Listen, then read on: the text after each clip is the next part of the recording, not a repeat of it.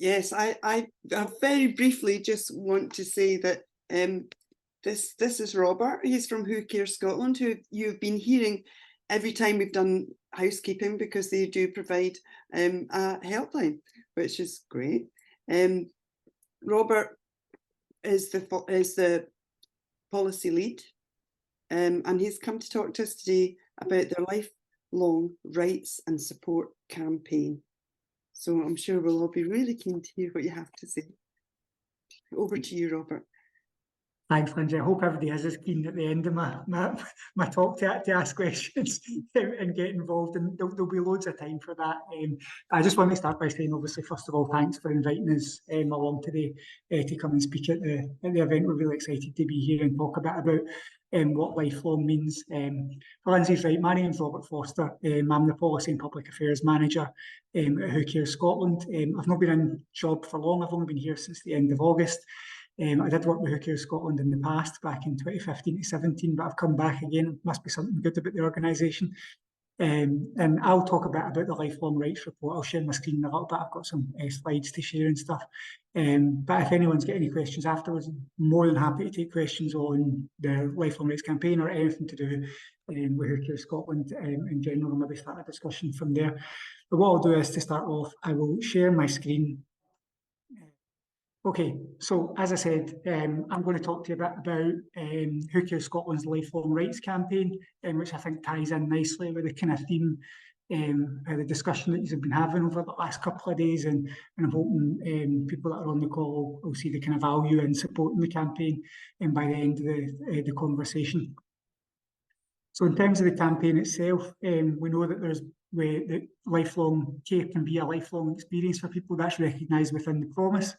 It's named within the promise document itself, and our new First Minister has said it in Parliament, that he knows that care experience can be lifelong and can affect you lifelong. So that's the kind of starting point, as if we know it's in the promise, therefore there's a commitment, and the First Minister knows that it's happening, so there's a kind of political buy-in from that element of it as well. In terms of the actual campaign itself, some of you may know, but we hold an annual Love Rally every year in George Square, and we just held it a few weeks ago. So we launched the Lifelong Rights campaign at the Love Rally. The theme of the rally that day was everything to do with lifelong rights. It was a really great day. It was a bit damp, but that's what happens when you have any sort of event in Scotland in October. But it was a really good day, really fun day. We had some excellent speakers on the stage in George Square, sharing their experience of what lifelong rights could have meant for them if it had been implemented in the past, and what it should mean for people going forward. So a really inspirational day of great speakers, and we launched the campaign and the report to go alongside the campaign, which you can download from our website. But I'm going to talk a little bit about that later on. We don't see this being a campaign that lasts any longer than potentially 2 to 3 years. I don't think it's going to happen overnight. I don't think any are deluded in that we're going to somehow see some sort of major shift in lifelong rights for care experienced people by next year. So we're aiming for it to be a 2.5 year campaign that focuses on lifelong rights. It's almost like if you think of our asks, and I'll go on to our asks in a little bit, it's like an umbrella. So looking at all the different rights underneath this kind of lifelong umbrella, which will be easier, I think, once we get through this. So in terms of why we launched the campaign, none of this will be news to the people on this call, but care experienced people are almost twice as likely to have poor health, twice as likely to have experienced homelessness, twice as likely to have no educational qualifications, 1.5 times more likely to experience multiple disadvantage or multiple deprivation.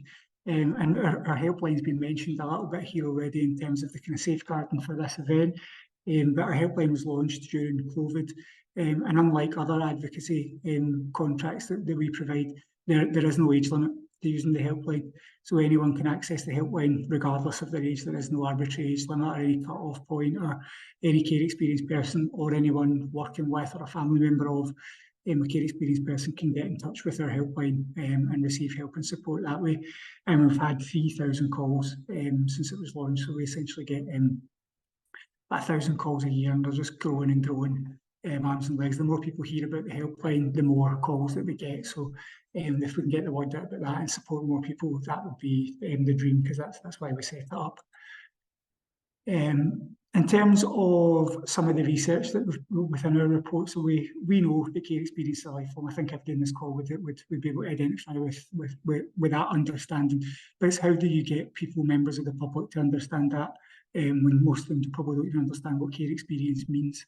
And we launched what was called the Summer of Participation. So we have just over 4,000 members who are members of Who Cares Scotland. We're, I think, the world's largest membership organisation for care experienced people.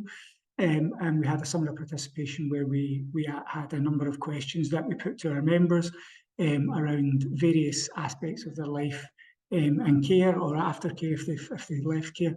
And 2 out of 3 care experienced adults had come back to us and said that they had a negative experience when leaving care. Leaving care was a negative within their lives, and some of the things to pick out from that, they were saying that it felt like services fell off a cliff. It felt like they had relationships one day that were gone the next, because it was somebody else's job to then provide a service and adult services and stuff, and that's got to change. We've got to be better than that. One of the other statistics I thought you might be interested in was around almost 50% of care experienced adults reported feeling stigmatised while receiving support. So they felt stigmatised solely due to their experience of care while accessing services such as housing or health services. We know that care experienced parents, specifically care experienced mothers, have felt really stigmatised at accessing services because of their previous care experience, and almost an assumption that there would be social work involvement in their life because they had it in the past. And again, that's something that really needs to change to get away from that kind of stigmatising viewpoint of what care experience is and who care experienced people are. Our key messages for the campaign are really, really simple, but they do fall under this kind of larger umbrella. So our mantra, I suppose, as an organisation is a lifetime of equality, love and respect for care experienced people. But the 2 key messages through the Lifelong Rights report and campaign is around extra protection for care experienced people of all ages to access their rights. So no more arbitrary age limits of 18, 21, 26, whatever it is, absolutely bin all of that stuff. But actually, when you think about the extra protection, how do you identify that? How do you quantify that? And that's why we've been really quite vague, because rights covers a whole host of policy areas across Scotland, across government, across local authorities. So we want to use this campaign over the next few years to have almost bite-sized campaigns within that under the banner of extra protection for care experienced people's rights. Now, whether that be accessing to housing, whether it be accessing to different services that we know care experienced people historically struggle to get access to, we can now badge it up as something. We're not just walking into a room and saying, oh, this is maybe an issue, what can you do about it? We've got a campaign. We can use our comms team and we'll have a defined policy ask. One of the things off the top of my head that I can think of was a bit of casework that we get in quite a lot is around care experienced people trying to access social housing, and local authorities and housing departments won't give them care experience points because they're not from that local authority area, as if they've suddenly forgotten that they're actually corporate parents and have been for the last 9 years and have a duty to do that under that piece of legislation. So we want to use the campaign as a bit of an umbrella for some of the smaller policy areas that we know are a real barrier for our members and for care experienced people in Scotland in general. And the second part is around really important ask, and it's about the care experienced people, regardless of their age, regardless of where they are in their life, regardless of their situation, should have a right to independent relationship-based lifelong advocacy whenever they need it. So we provide advocacy, and we're Scotland's largest advocacy provider for care experienced people. I think 25, 26 local authority areas we have the contract to provide advocacy in, but that is a real patchwork quilt. Some contracts we have in local authorities are only for 16 hours a week, and you're not going to do a hell of a lot of advocacy in 16 hours a week. But those councils get to potentially tick a box and say that they do provide that advocacy for care experienced people. But we want to widen that out, and some of that comes down to the conversations around our helpline going forward. What does that look like? But also, like, local authorities across the whole of Scotland should be providing this. So that's going to be a key ask, and again, that's something that's in the promise. So it's going to be hard to move away from policymakers. They've all signed up to the promise. They've all had their lovely flashy pictures taken with the branding and stuff, which is great.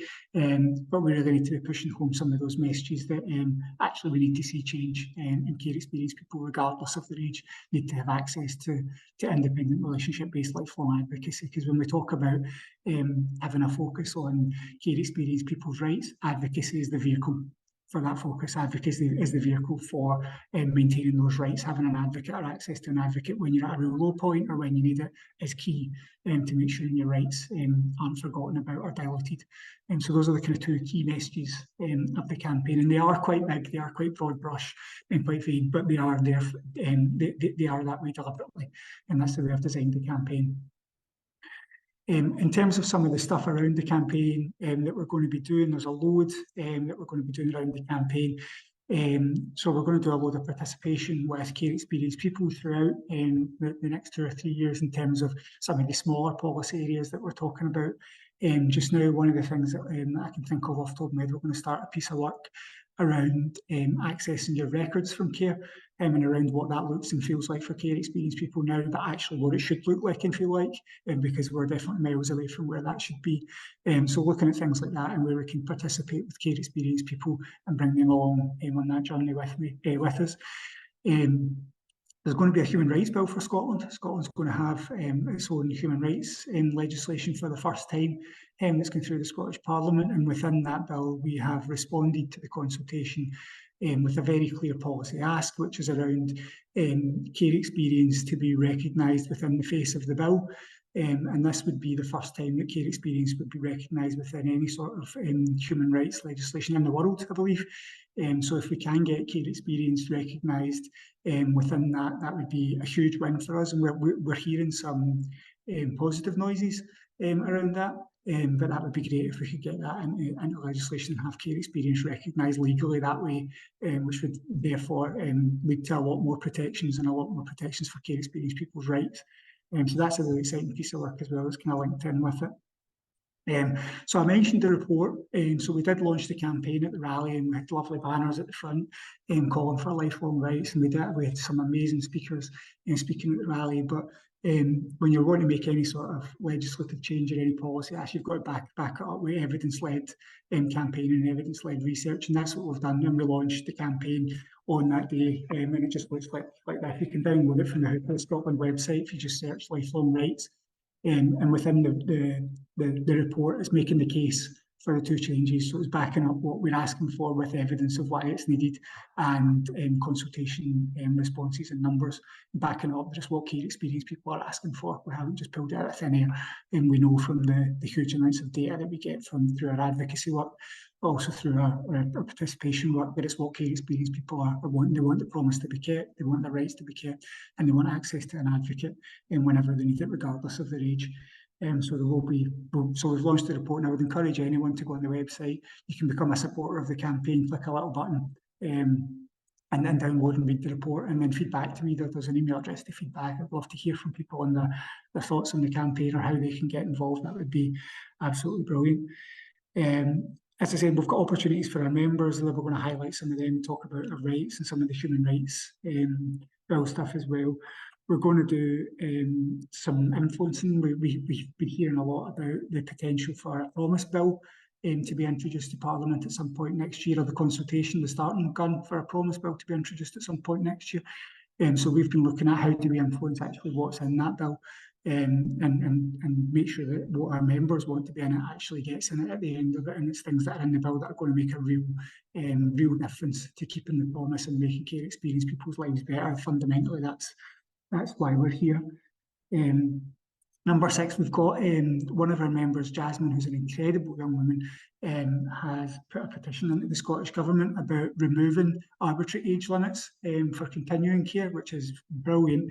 So she's went through the whole process of the Public Petitions Committee and giving evidence, and the Minister for Children and Young People and Keeping the Promise gave evidence 2 weeks ago, and the committee's actually meeting tomorrow to decide on Jasmine's petition, which is great. So there's a load of us going through to Parliament for that, because there's another evidence session that we're involved in as well. But if we can get Jasmine in front of the committee again tomorrow, and they make a decision on a petition. That's another step forward to removing arbitrary age limits and making sure it's front and centre to the kind of conversations that are happening in the corridors of power through in Edinburgh. So we've got, one of the other things that Who Cares Scotland provide, and we're funded to provide by the Scottish Government, is training for corporate parents on what it means to be a corporate parent. What does the legislation actually say? What can they do practically around that? And we've done that for a number of years. That was actually my job when I was back working at Who Cares Scotland in 2015. I was a corporate parent and training officer, and I went out and I trained corporate parents on their duties and responsibilities under the Children and Young People Scotland 2014 Act. So we're going to introduce a bit about lifelong within that training, which has never happened before, and get as many like corporate parents and staff members within public bodies signed up to the campaign, downloading the report, and really starting talking about how important lifelong rights are for care experienced people. So we've got a comms team that are a really good team here at Who Cares Scotland. So we're going to be doing a comms campaign, and we'll be encouraging people to talk to the media. We've got a programme called Empowered Voices Programme, which is a 3-module training programme for care experienced people. And we're training people up in comms skills, public speaking, media training, that kind of thing. And it's to try and get more care experienced people's voices in the mainstream media. And it's been a really successful training programme so far. So we're going to really ramp up some of that stuff and get kind of public education almost, people talking about lifelong rights and care experienced people. We've got a potentially a State of the Nation report. So where are we with advocacy in Scotland coming next year too? Which is, we know that it's patchy. We know that some council areas do it really well, some do it really poorly due to lack of funding or whatever it is. So we're going to do a kind of State of the Nation report on that and try and highlight some of that, which I think will be really important. We've got the UNCRC bill obviously going through Parliament as well, so we want to try, and we've been engaging with that in a consultation response, as again focusing on care experienced people's rights and about people whose rights are closest to being infringed or furthest away from being kept. And care experience definitely kind of feels like it falls into that category. So how can we influence that going forward? I've spoken most of this already, so that you can go on the website and you can pledge your support through the website, and we'll take your email address and stuff and keep you updated with the campaign, and keep you updated with any possible ways to get involved with the campaign going forward, or with our policy work in general. We do a fair amount of policy work and front-facing work with decision makers in Parliament and in local authorities as well. So I engage with it in social media, like pledge on the website. You can download our report. And again, there will be opportunities for care experienced people, regardless of their age, to come in and do participation work with us, or get involved in consultations and have your voice heard and your view heard in shaping the campaign going forward. There's a whole load in that. I'm very conscious of that. But I'm going to stop, and I'm going to take any questions or any comments or anything for people, maybe start a conversation about lifelong rights for care experienced people, and how that would affect the people on this call, and how you think you could get involved in that, if you think that you can, in terms of shaping that work or shaping that voice. So can I hand back to you, Fiona? Is that all right? Robert, I just want to say thank you very much. I mean, that was amazing. I mean, I think what you guys do, as you know, I totally applaud it. I think it's amazing. I think, you are one of the only, places in the UK, and you've been doing this for such a long time, raising awareness for people with care experience. And I think what you do is amazing. One of the questions, because I've got some questions, we are talking about the UNCRC in Scotland and it being introduced. And I like you, I've attended it, I've looked at it, I kept going back to it. In your personal opinion, personally, if we were to implement just the basics, it would make a huge difference. But if the government listened to so many of us through these means that Who Cares Scotland are doing, and other organisations, because there's many, do you think personally it would really it would change the face of the care system? I think it might take more than just the UNCRC bill implementation to do that, to be honest with you. I think there's when we talk about lifelong rights or the rights of care experienced people, a lot of people focus on the time that you're in care. They don't focus on what comes afterwards. They don't focus on the impact it has, or the impact that it can have on your life as for the rest of your life as an adult. So I think if we can get UNCRC implementation in Scotland, that would be a positive. Of course it would. Anything that's going to improve people's rights is a net positive in my book. But I think we're almost 4 years on from the promise. We're almost 7 years on from the introduction of the care review. And I don't think that our members are feeling a huge shift in policy change. We are seeing that there is going to be an introduction of more legislation, so legislation around the promise, which I think is needed. But what that looks like and when it's going to be introduced is all still in the air. We don't know, quite frankly. Policy making at a national level can be done at a glacial pace, frankly. I'm sure everybody's aware of that. So even if there was a promise bill announced, there would be a long period of consultation, then there would be a long period of implementation. So nothing would change overnight for sure. But I think UNCRC definitely net positive, absolutely, but not going to be the panacea in terms of changing the landscape. Not the answer to all. No, definitely not. Definitely not. I will let Lindsay come in now. Yeah, I'd like to jump in and ask for a little bit of description of terms, as I'm not sure as if who's all in the room. So can you explain what the UNCRC is? And I wonder about the term corporate parenting as well. I think that would be a useful one for people to hear. Yeah, no worries. So the UNCRC is the United Nations Convention on the Rights of the Child. And it's a whole host of rights that children have that has never been implemented into Scottish law. It was in UK law, so the UK was ratified at Westminster, but since the Parliament's been set up in Scotland, it's never been ratified within Scots law. So that's essentially what they're going to do here.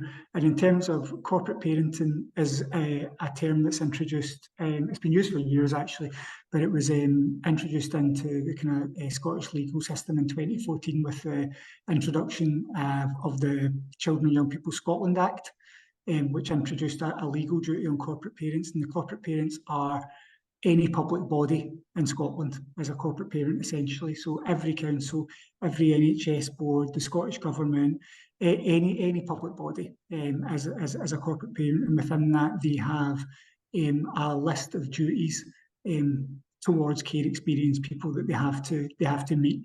The first kind of duty they have to do is they have to produce a plan every 3 years of how they're going to meet their legal duties under the Act.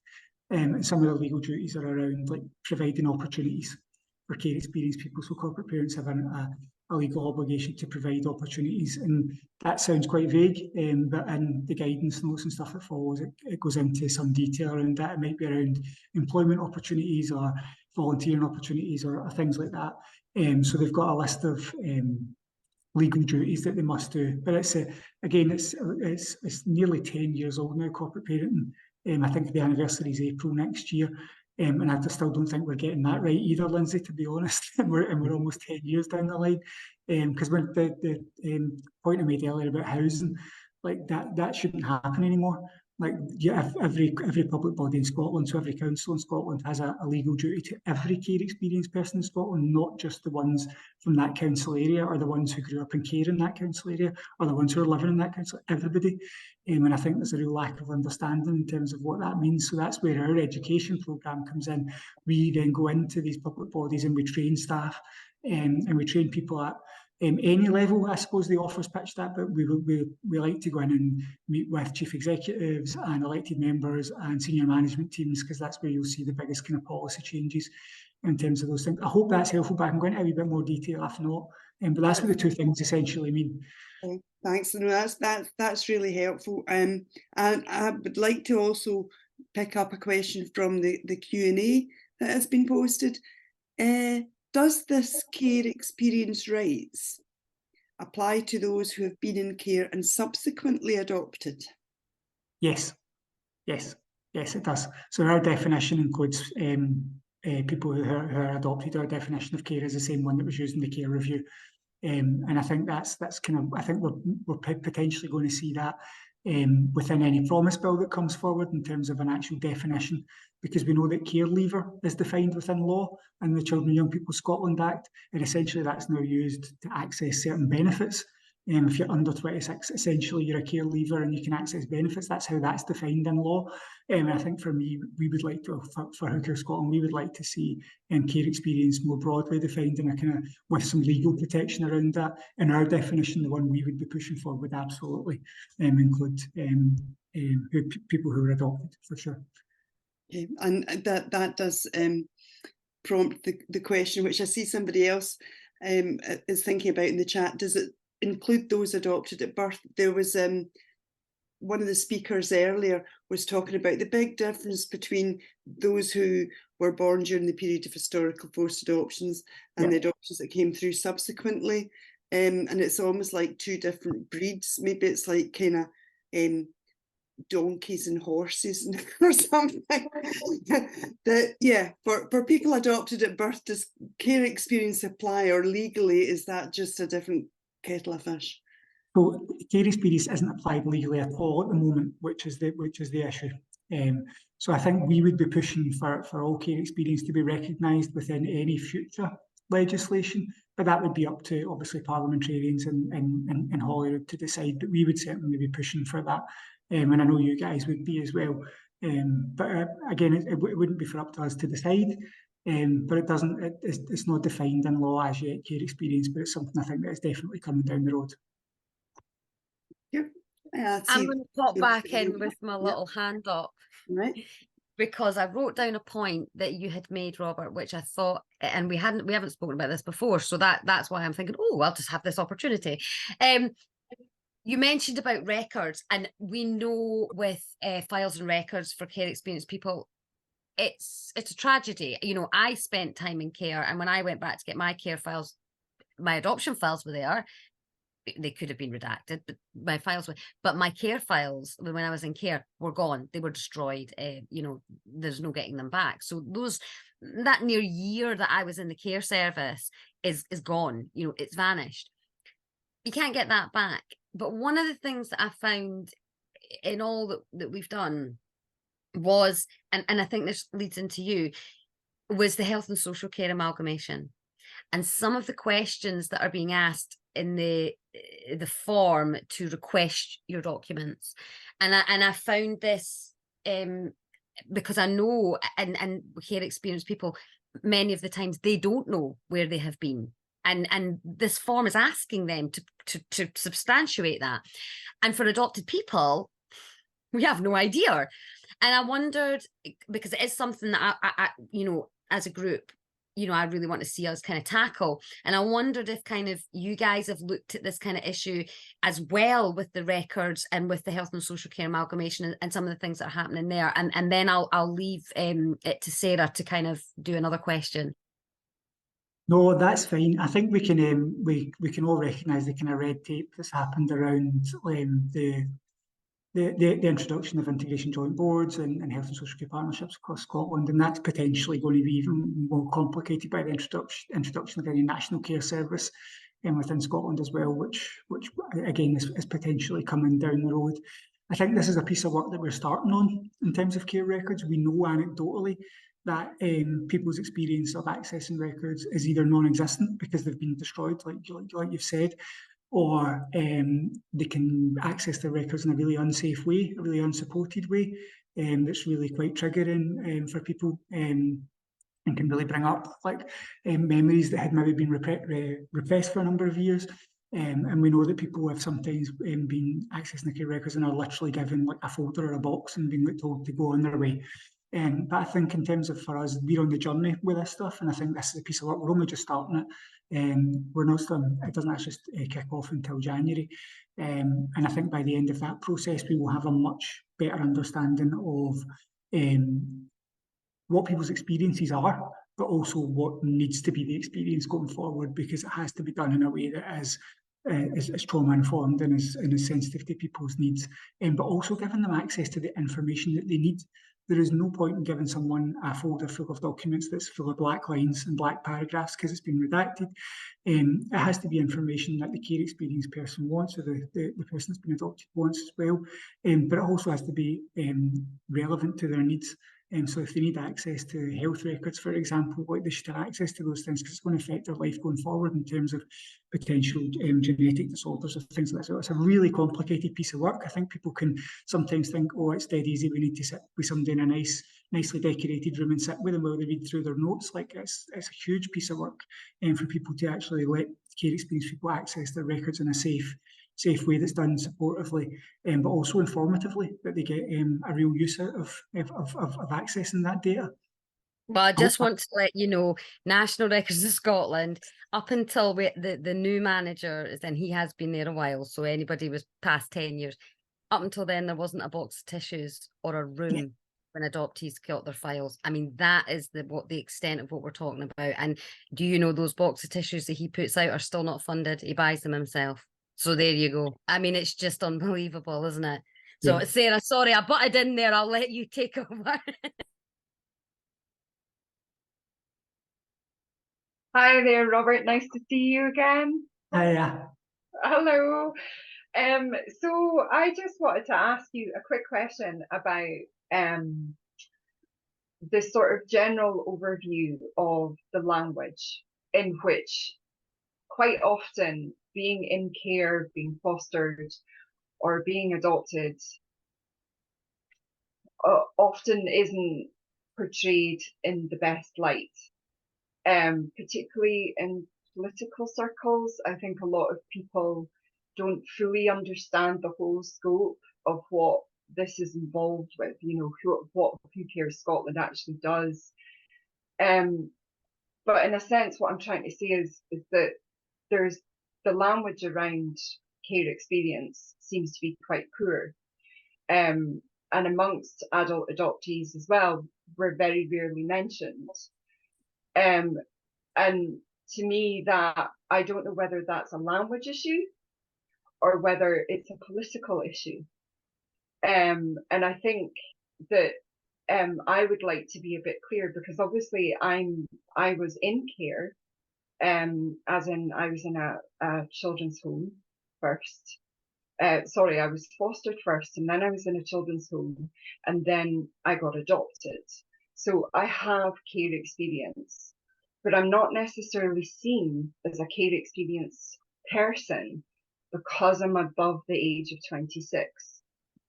Now, I'm just concerned in the fact that because of that, as an adult who does experience mental health issues, who does experience forms of stigma in communities and services, in terms of accessing the appropriate trauma-informed care that's specific to me, and my trauma in terms of being adopted and care experience, I'm often not getting that recognised within these services, even through the NHS at times. In fact, right up until now, I think this year, I've only just managed to get somebody who understands care experience as a psychologist. And I'm nearly 50.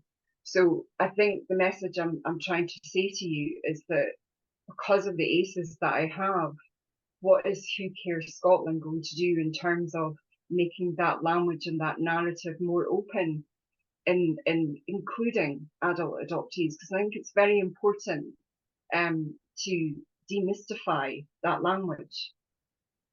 Yeah, I just want to know what you're...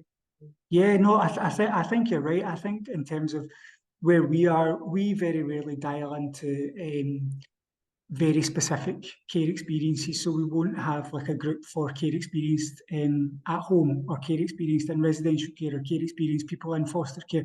We try and bring everyone under the banner and be like, we're absolutely not a homogenous group of people. Care experienced people are not a homogenous group of people, but actually there will be similarities in terms of the trauma that they may face, or their experiences within different care settings. And I think you're like, in terms of adopt and stuff, that is quite quiet in policy language. But I think it goes back to the kind of point I was making earlier about, so is care experienced actually in policy language. People use care leaver all the time, as if somehow like you get to 26 and that's you're done. Like, like you don't need any support, or you don't have any negative experiences, or you don't have poor mental health or poor physical health or whatever it is. I think what you've described there though, Sarah Louise, is actually the Lifelong Rights campaign. Essentially, like that's what we're trying to do. We're trying to get rid of that that barrier of like hitting 26 and then you're forgotten about, because legally your NHS board absolutely has a right under corporate parenting legislation, under Children and Young People Scotland Act, to support you if you were under 26, but you're not, so they don't. And that's where we're trying to get to with this campaign, is the removal of arbitrary age limits, the recognition that care experience is lifelong or can be lifelong, for people, and using your example is exactly it. Mental health on my list of the kind of policy areas that would be underneath that umbrella. That if you do have mental health issues, regardless of your age and your care, and it's because of your care experience, why isn't like your health board or your local authority prioritising you to get the help that you need? Putting you to the front of the queue, because you know that there's a recognition there that actually this trauma that you've experienced, that potentially they've caused, is still affecting you all these years later, and they've got a duty to make sure you get the support in a timely fashion. And that's where we're trying to get to with the campaign, because we know through our advocacy work, we know through looking at national statistics, it's very easy to see it, that when sometimes you hit these arbitrary age limits, like the cliff edge is very real for some people. Like you can hit 26 and get no support.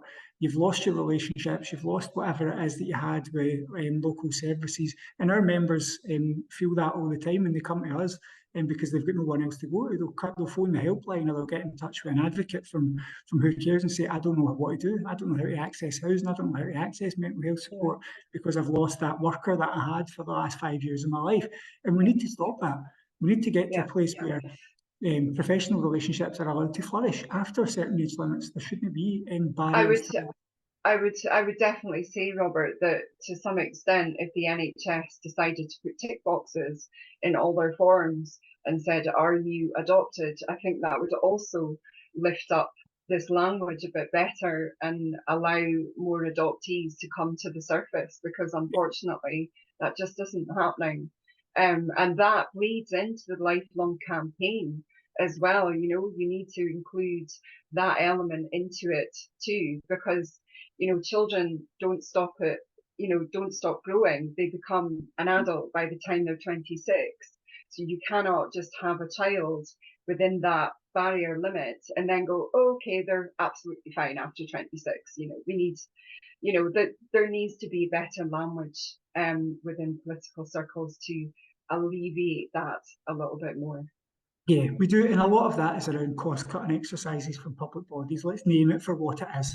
It's about like the budget doesn't exist, and we're going to have to find an answer to that, a solution to that, because we know anecdotally from research that we've seen that, for example, there's a whole host of children are taken off compulsory supervision orders just before their 16th birthday, because then they don't qualify for aftercare and through care support. So we'll see. We'll see that. I do certainly think that maybe a collaborative approach amongst other adult adoptees, as well as SAM, for example, could actually help. That could be something. Yeah. If only you were part of an Empowered Voices programme, Sarah, that could lead the change on that. If only. Well, I'm going tomorrow to Parliament to see Louise, so you know I'll see you there. Yes, I will definitely. And so is Fiona. Yeah. Amazing. I'll catch up with you both in Edinburgh tomorrow for sure. Magic. Oh, that sounds great. Thank you. I'd like to jump in. There's still confusion. I'm seeing various messages in the chat that I'd like to ask again about. Well, I'll just to read the messages. Does it include those adopted at birth? Also, most people who were adopted at birth still went into care for a 6-week period whilst paperwork was done. That's my understanding. Also, even when a baby goes into adoptive family from birth, they're still a child in care until the adoption order goes through in England. And then there seems to be a time pre-adoption which is missing, which is 6 months. So there's still a bit of confusion, and I have confusion in my own head. I think people use informally the phrase "I was adopted at birth," whereas the legal process of adoption does take a time period, and yeah, and yet people who are adopted at birth don't get considered as in care. So is that just a sort of limbo period if it's not in care and it's not adopted? So I think there's probably two things that's causing the confusion, and it's Who Cares Scotland's definition of what we would say as care experience, and the fact that it doesn't exist in any legal context within Scotland. So to be a member of Who Cares Scotland, that would absolutely be the case. We would recognise that that would be care experience, all of the things you've just said there. But our job is to get the government to recognise that and legislate for that. And that's going to be part of the campaign, because it isn't legislated for just now. Care leaver exists in legislation in Scots law. That's up to the age of 26. Then boom, you've left care. That's in legal status. But care experience isn't. So Who Cares Scotland definitely would recognise that.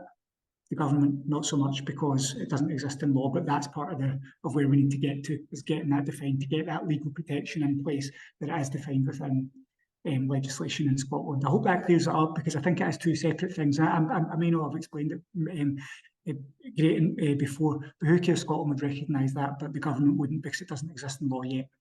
Okay, thank you very much. I'm seeing a thumbs up, and it's a lot clearer in my mind. If anybody's still not clear, pop something in the chat and we'll go back for some more. I just wanted to say one other thing, because we had Maggie on earlier on, and those of the audience here probably really felt passionately about what Maggie was saying. And one of the things that Maggie had spoken about was the complications of the care system, and how judgmental the service and the systems can be, and all these gaps that are happening. And although I, adopted people specifically, especially ones that us lot that are older, there's a piece in law that states about how we can have a post-adoption assessment. But that's it. The law ends. So even if we are adopted, or we come back to services, that cliff edge remains. And the other thing that I thought was quite interesting, and I'm probably going to have a mind fart, because I actually think I've just forgotten it as quick as I remembered it. I have. It'll come back to me, Robert. It was really good too. Always the best ones. Yeah, I don't mind even taking questions if anyone's got questions about Who Cares Scotland in general, or rather than lifelong rights, because we do loads of different things in terms of trying to advance the cause of care experience people across Scotland. That's what it was. It was about advocacy for children within the panels. That's what it was. And it had brought me back.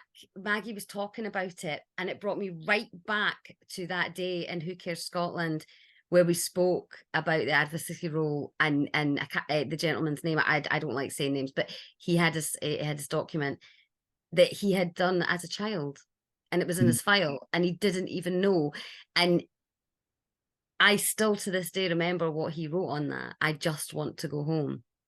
And Maggie literally for her entire time was saying the same thing. And I found that reflection of being at Who Cares Scotland, and the difference that you guys are trying to make, and the difference that you are doing for younger people in care experience and advocacy role. So I wonder if maybe you could tell people just slightly a wee bit more about that role, because it is important. And we've had Gary as well, who does that in court. So it would be great to get your take on that.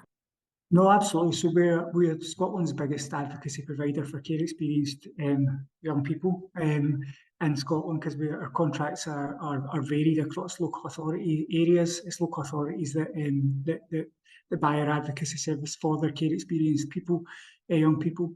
But that varies from council to council. Some councils we've got multiple members of staff working full time as advocates. In other council areas we've got like 16-hour contracts per week, which is delivering not very much advocacy as well. I'll diplomatically put that as, but it means the council get to say that they do provide it, which is box exercise, or can be a tick box exercise.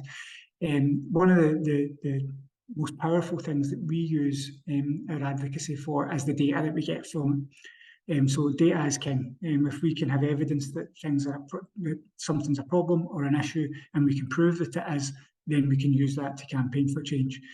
So we get a huge amount of data from the people that we advocate for. They'll tell us the issues in their lives. They'll tell us what the solutions can be. They'll tell us how long it's been happening for. They'll give us loads of information that we put onto our system, and we can use that data to back up our arguments with decision makers, either at local or national level. I think we can be seen as like almost the trade union of care experienced people within Scotland, and I think that's a fair way to describe the organisation. And our advocacy work really shapes pretty much everything that we do, to be honest. It's the kind of backbone of the organisation in terms of how we engage with members through gathering data, but also it's the same people that come along to most of our participation work with young people and stuff as well. But we need to move away from that 26 thing through the lifelong, and getting us in a place where we can provide advocacy, or other people can provide advocacy for care experienced people of all ages, and that's where things like our helpline come into it, because that's been a real positive to the organisation since that was funded. I'm trying to think what else about advocacy we could chat about today. I don't think I've got much more to add on advocacy. It is just a huge piece of our work, but we need to broaden it out. Like that's literally what we need to do. Like it's aimed just now at under 26, and even that changes by council to council. Some councils are contract, we can only do it care experienced people up to the age of 18. Some is we can only advocate for care experienced people up to the age of 21, and others are up to the age of 26. But no one funds us to advocate for care experienced people over 26, or funds anyone like Bernardo's or anyone to do that. So we definitely need to change that. But we're in, I think, 25 or 26 council areas across Scotland where we're the main advocacy provider, but it's still not enough. Like even I think we provide advocacy, I can't remember the percentage off the top of my head, but I know the CHS work, so we're funded for a lot of councils through the CHS work to provide advocacy at hearings, and that model is based on 10% uptake. So the Scottish Government only fund organisations based on like only 10% of people will take up that advocacy.